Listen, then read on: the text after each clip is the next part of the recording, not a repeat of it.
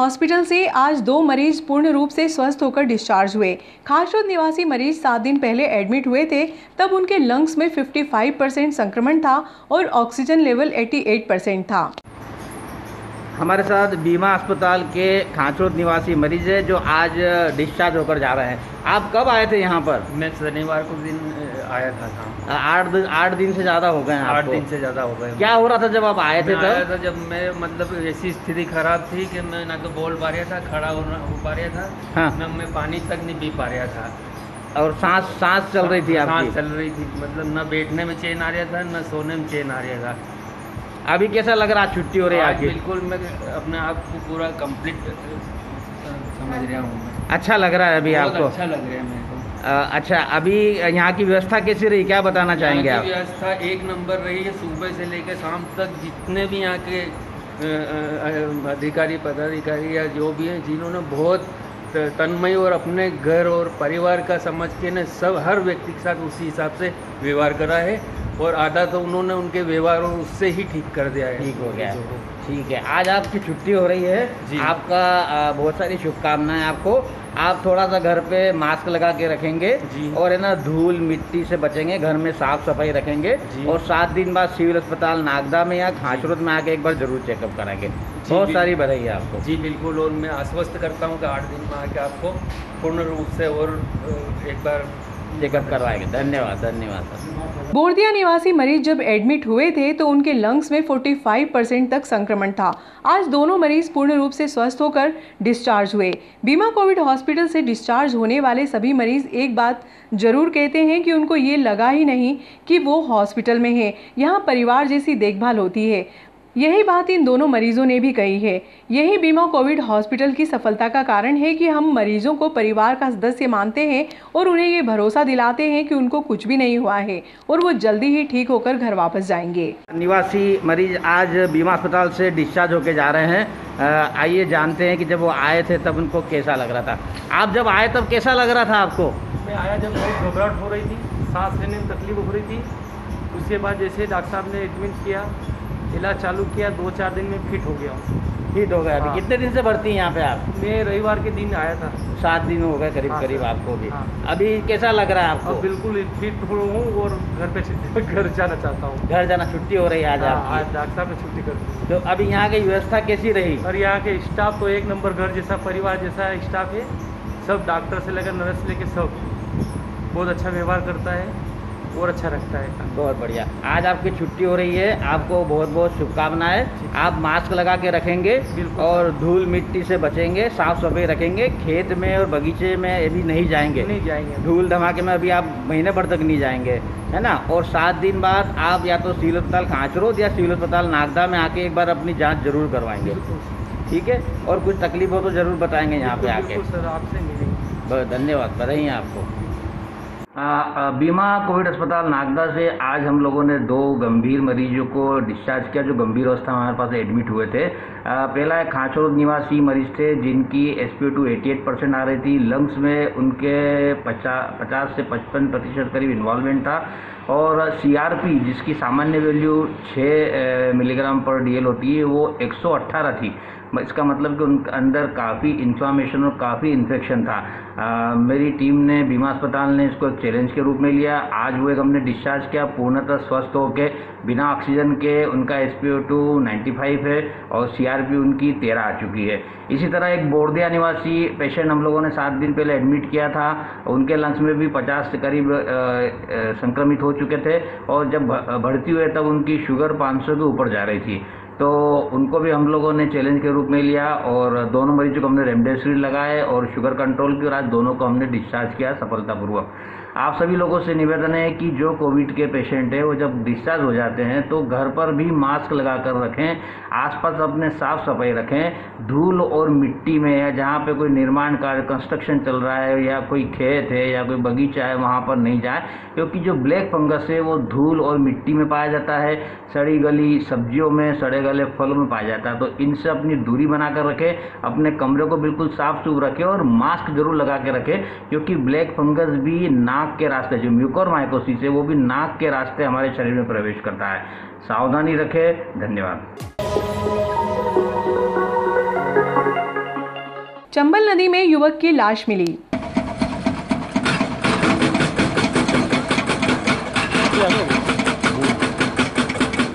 चंबल नदी में शनिवार की दोपहर एक युवक की लाश मिलने से क्षेत्र में कुछ समय के लिए सनसनी फैल गई।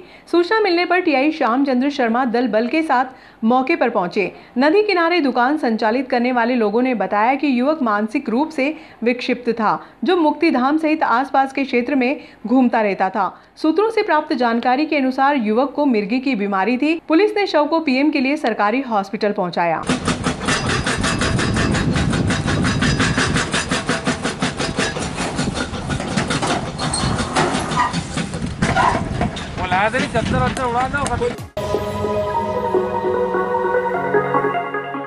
गांव निम्बोदिया में पानी की निकासी को लेकर भीम आर्मी एकता संगठन द्वारा एसडीएम आशुतोष गोस्वामी को संबंधित ज्ञापन रीडर महेंद्र अरोड़ा को सौंपा गया।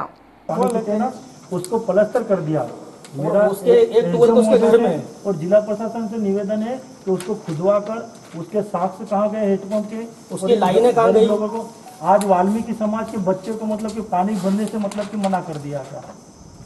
उसको दिखवा लेते हैं ट्यूबवेल जिसके अंदर में पीएचई से बात करनी और एक पानी की पीने की व्यवस्था उसके जल्दी से जल्दी की जाए। पानी है नहीं सर, क्योंकि एक तो उसने घर में ले लिया है, उसको एक तो बंद कर दिया और एक तो दूसरा था वो भी बंद है। पानी वहीं से लाते थे। निम्बोदिया कला है। कल हुआ था कुछ मीटिंग। हाँ, कल उसी को लेकर निम्बोदिया कला में जो एक असामाजिक तत्वों ने जो मारपीट करी है हमारे बहुजन समाज के परिवारों को, घर में घुसकर तलवार धार हथियारों से मतलब कि जानलेवा हमला किया है। उसका प्रकरण नागदा थाने में मंडी थाने में दर्ज करवाया है, मगर उसमें कुछ राजनीति संरक्षण की वजह से सामने वालों की बचाव पक्ष से रख से नॉर्मल धारा में किया गया है और पीड़ित परिवार को जो न्याय मिलना चाहिए था वो नहीं मिला। इसलिए इन्होंने भीम आर्मी से मदद मांगी थी और हमें अवगत करवाया था। हम आके ने इनकी मदद कर रहे हैं और इनका पीने का पानी भी वाल्मीकि समाज के बच्चे लड़के जो पानी भरने गए थे तो उस ट्यूबवेल का पानी इन्होंने बंद कर दिया है गाँव के लोगों ने, और शासकीय ट्यूबवेल को नष्ट करके उसके साक्ष्य खत्म करके उस पर प्लास्टर कर दिया है और शासकीय ट्यूबवेल को बंद कर दिया है। तो हम जिला प्रशासन से हम मांग करते हैं कि उनके पानी की व्यवस्था करवाई जाए और उनकी जो सरकारी ज़मीन में जो अवैध तरीके से मतलब कि कब्जा किया जा रहा है उसको भी छुड़वाया जाए, ताकि आने वाले समय में शासकीय संपत्ति और कोई भी बाढ़ जैसी आपदा अगर जो आए तो इनके घरों में पानी नहीं गिरे, मकान नहीं गिरे। यही निवेदन। कौन से गांव की घटना है? ये लिम्बोद गाँव की घटना, निम्बोदिया कला।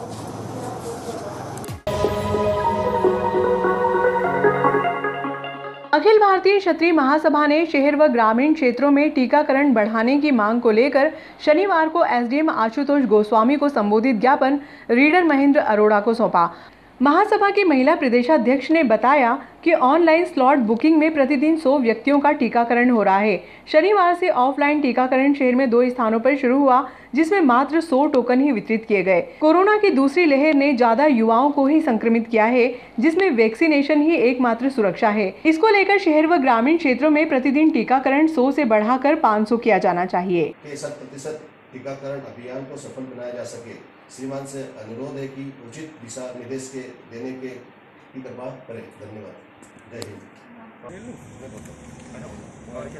श्रीमान डीएमओ साहब, सिविल हॉस्पिटल नागदा, विषय नागदा और ग्रामीण क्षेत्रों में वैक्सीन के बाबत महोदय, निवेदन है कि नागदा शहर में जनसंख्या के मान से वैक्सीन केंद्र कम है और यहाँ पर वैक्सीनेशन भी कम मिल रहा है। युवा भटक रहे हैं। इसे में नागदा में सिर्फ 100 वैक्सीन देने तर्क संगत नहीं है। युवकों में आक्रोश भी है। अतः श्रीमान से निवेदन है कि नागदा और ग्रामीण में कम से कम 500 वैक्सीन हर केंद्र पर दी जाए और साथ ही केंद्रों की संख्या भी बढ़ाई जाए, जिससे युवाओं में 100% टीकाकरण अभियान को सफल बनाया जा सके। श्रीमान से अनुरोध है, उचित दिशा में निर्देश देने की कृपा करें। प्रार्थी श्रीमती हेमलता तोमर, राष्ट्रीय महामंत्री, प्रदेश अध्यक्ष, महिला। जय हिंद सर।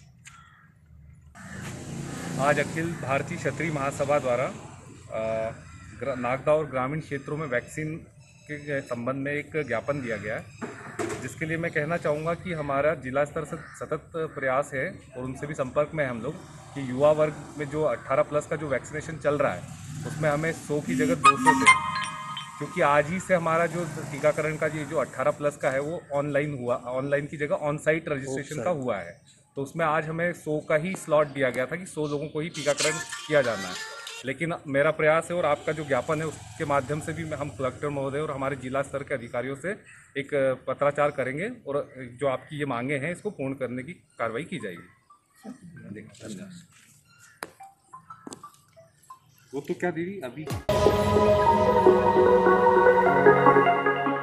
अनूप मंडल की अवैध गतिविधियों को प्रतिबंधित करने के लिए मूर्ति पूजक श्री संघ ने राष्ट्रपति को संबोधित ज्ञापन एसडीएम को सौंपा।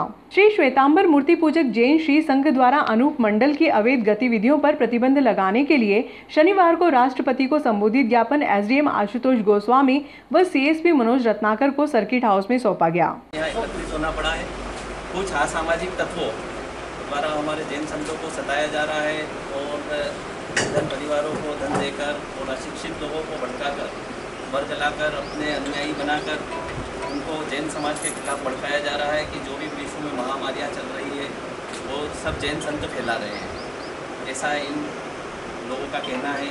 उन लोगों के लिए कड़ी से कड़ी कार्रवाई हो, इसके लिए हम आज यहाँ सब एकत्रित हुए हैं और अनूप मंडल नाम से एक मंडल संचालित किया जा रहा है, उसको सरकार द्वारा तत्काल प्रभाव से बैन किया जाए, उनकी गतिविधियों को विराम दिया जाए और सबको जो कड़ी से कड़ी सज़ा हो वो दी जाए। इसके लिए हम आज एक ज्ञापन महोदय को देने जा रहे हैं, जो राष्ट्रपति महामहिम राष्ट्रपति के नाम और प्रधानमंत्री महोदय, माननीय गृह मंत्री महोदय और मुख्यमंत्री महोदय राजस्थान सरकार के नाम एक ज्ञापन प्रेषित करने जा रहे हैं। ज्ञापन का वाचन हमारे सुरेंद्र जी काकड़िया करेंगे। राष्ट्रपति महोदय भारत सरकार द्वारा श्रीमान अनुविभागीय अधिकारी महोदय नागदा जंक्शन, श्रीमान नगर पुलिस अधीक्षक महोदय नागदा जंक्शन, विषय अनूप मंडल के सदस्यों द्वारा जैन धर्म के विरुद्ध किए जा रहे दुष्प्रचार एवं असामाजिक गतिविधियों को सीबीआई द्वारा जांच कराकर कठोर कार्रवाई कर गिरफ्तार करने की मांग की। महोदय, अनूप मंडल एक जैन विरोधी संगठन है जिसका इतिहास बमुश्किल 100 वर्ष पुराना है।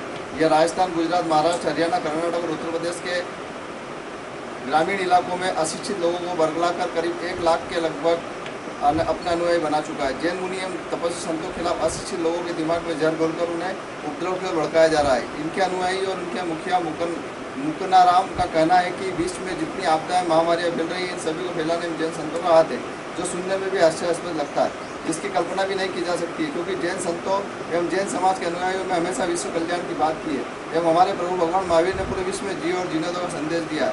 यहाँ तक कि एक आदर्श सूक्ष्म जीवों की हत्या को भी हम पाप बताया गया है। जब जब विश्व में महामारी और प्राकृतिक आपदाएं आई है, तब तब जैन समाज द्वारा जो सहयोग देश की जनता को मिला है, उससे कोई अछूता नहीं है।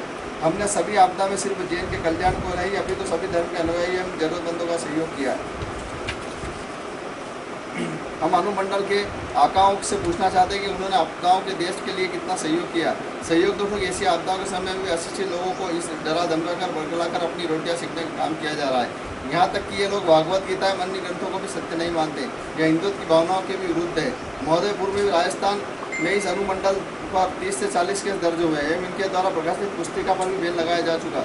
अतः महोदय से निवेदन है कि हमारे 150 से अधिक जैन संतों का इनके अनुयायियों द्वारा नरसंहार किया जा चुका है एवं हमारे जैन संतों का भी इतिहास 2500 वर्ष से भी पुराना है। आप श्री से निवेदन है कि तुरंत ऐसी असामाजिक मंडलों की गतिविधियों को रोककर इसकी सीबीआई जांच की जाए एवं जो इनका फंड उपलब्ध करवाता है मंडल प्रमुख मुकनाराम सहित उन सभी सहयोगियों को गिरफ्तार कर कठोर से कठोर सजा दी जाना चाहिए। जैन समाज की मुख्य मांग है सीबीआई द्वारा अनूप मंडल एवं जो उनके फंड की व्यवस्था देता है उसकी जाँच की जाए। अनूप मंडल द्वारा संचालित वेबसाइट और social media account Twitter, Facebook, WhatsApp, tube व किताब जागृत करने को प्रतिबंधित किया जाए। पूरे भारत में उक्त मंडल की गतिविधियों पर प्रतिबंध लगाया जाए। जैन संतों के पद विहार में सुरक्षा प्रदान कर सभी राज्यों की पुलिस प्रशासन को बिहार संबंधी सुरक्षा दिशा निर्देश प्रदान करें। आपके द्वारा त्वरित संज्ञान लेकर कार्रवाई की अपेक्षा है। प्रतिलिपि श्रीमान महामहिम राष्ट्रपति महोदय भारत सरकार, श्रीमान प्रधानमंत्री महोदय भारत सरकार, श्रीमान माननीय गृह मंत्री महोदय भारत सरकार, श्रीमान मुख्यमंत्री महोदय राजस्थान सरकार। बहुदीय जैन श्वेतांबर मूर्ति पूजक श्री संघ नागदा।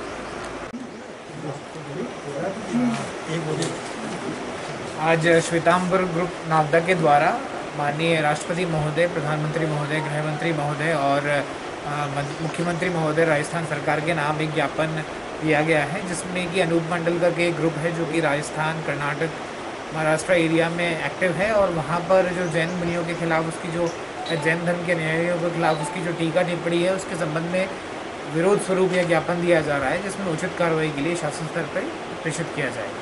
आज श्वेतांबर मूर्ति पूजक जैन समाज द्वारा संस्था द्वारा उनके ज्ञापन प्रेषित किया गया है, जिसके संबंध में इनकी भावनाओं से संबंधित को अवगत करा दिया जाएगा। और ये दूसरी बात ये भी कहना चाहता हूँ कि हिंदुस्तान में कानून एक है, जो भी कानून का उल्लंघन करेगा उसका विधि अनुसार तो उसके विरुद्ध कार्रवाई की जाएगी।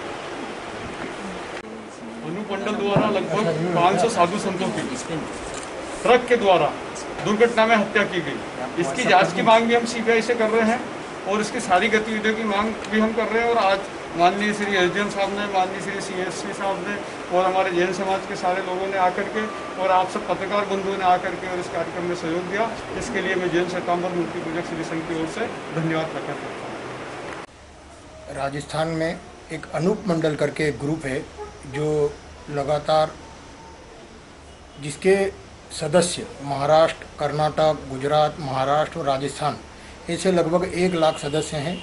और उनकी जो असामाजिक गतिविधियां हैं लगातार सब दूर चलती रहती है। कम पढ़े लिखे होने के कारण उनको, जो उनका मुखिया है, वो बार बार जैन संतों के खिलाफ बरगला देता है।